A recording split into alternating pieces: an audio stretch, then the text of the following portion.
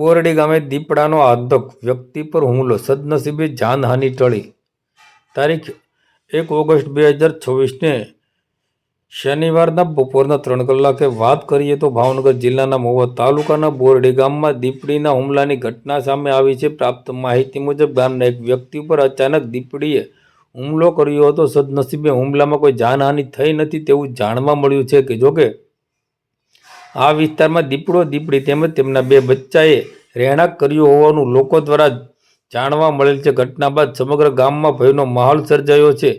ગ્રામજનોમાં ભારે ચિંતા જોવા મળી રહી છે, કારણ કે છેલ્લા કેટલાક સમયથી આ વિસ્તારમાં જંગલી પ્રાણીઓની અવરજવર વધી રહી હોવાનું સ્થાનિક લોકો જણાવી રહ્યા છે. ઘટનાની જાણ થતાં જ વન વિભાગની ટીમ સ્થળ પર પહોંચી હતી અને દીપડીને પકડવા માટે ગામના આસપાસના વિસ્તારમાં પાંજરું મૂકવામાં આવ્યું છે. સાથે જ વન વિભાગ દ્વારા ગ્રામજનોને સાવચેતી રાખવા અને રાત્રિના સમયે બિનજરૂરી બહાર ન નીકળવા માટે અપીલ કરવામાં આવી છે. વન વિભાગે દીપડાની અને સિંહની હિલચાલ પર નજર રાખી આગળની કાર્યવાહી કરી હોવાનું જાણવા મળ્યું છે. મારું નામ ગીજુભાઈ બલદાણિયા, સરપંચના પ્રતિનિધિ, બોરડી ગામ. અમારા ગામમાં અવારનવાર જંગલી જાનવરો જેવા કે દીપડા અને હાવજનો ખૂબ જ આટાફેરા છે અને ગામ લોકોને ખૂબ જ તકલીફ પડી રહી છે. થોડાક દિવસ પહેલા પણ હાવજે ગાય અને વાછરડીનું મારણ કર્યું હતું અને આજે અમારા ગામના જ વતની કે આ જે સંજયભાઈ છે એની ઘરેથી નાનો એવો પ્રસંગ હતો અને એ મહેમાનને મૂકવા રાજાવદર ચોકડીએ ગયા અને ત્યાંથી જયારે રિટર્ન આવતા હતા ત્યારે દીપડીના બચ્ચા રસ્તામાંથી પાસ થયા એટલે ભાઈએ ગાડી ધીમી પાડી અને પાછળથી દીપડી આવી અને તેમના ઉપર હુમલો કર્યો. પણ ભગવાનની દયાથી અને ઈશ્વરની કૃપાથી કઈ જાનહાનિ થઈ નથી. ભાઈનું શર્ટ ફાટી ગયું છે પણ બચી ગયા સદનસીબે. તો એટલે તરત ભાઈએ મને જાણ કરી એટલે તરત મેં ફોરેસ્ટ વાળાને જાણ કરી એટલે તરત ફોરેસ્ટના અધિકારીઓ અમારા ગામમાં આવ્યા અને તેમણે તપાસ કરી અને તરત જ આજે સવારે એમણે પિંજરું મૂક્યું છે દીપડાને પકડવા માટે. અને અવારનવાર મેં ઘણી વખત આજથી છેલ્લા 15 દિવસથી અમે જાણ કરતા હતા પણ પિંજરા છૂટા નહોતા. એટલે એ લોકોનું એવું કહેવાનું છે કે પિંજરા છૂટા નથી એટલે નથી મૂક્યા. પણ હવેથી આવડા જે દીપડાઓ છે, દીપડા ને દીપડીના બચ્ચા છે એને, કારણ કે આ અમારા ગામનો વિસ્તાર છે, અંતરિયાળ વિસ્તાર છે અને આ વિસ્તારમાં છૂટા છવાયા મકાનોથી મજૂર માણસો રહે છે, એના જાનનું અને જીવનું જોખમ છે.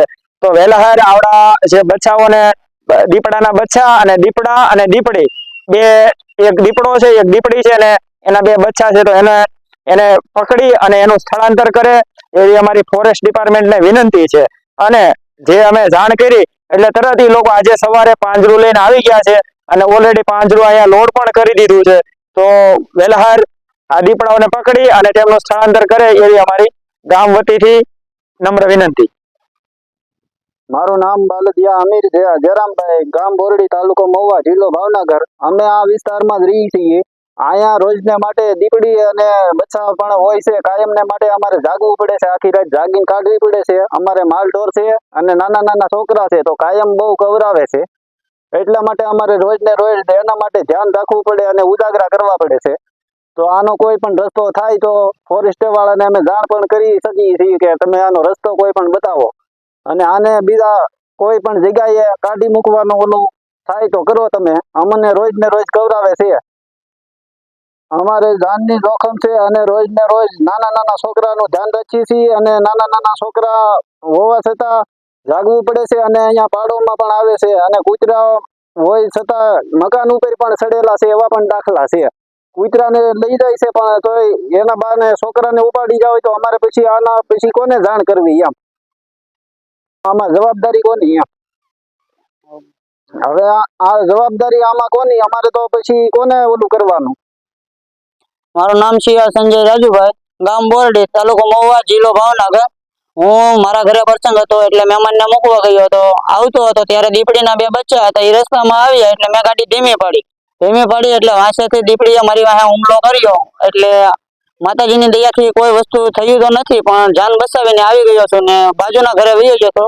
નાલી જયારે આવતો હતો ત્યારે 20 મિનિટ પછી હું નાલી નીકળ્યો ત્યારે પાછા રસ્તામાં મારી સામે ઉભા હતા ને મેં તરત જ ઘરે આવીને સરપંચને જાણ કરી.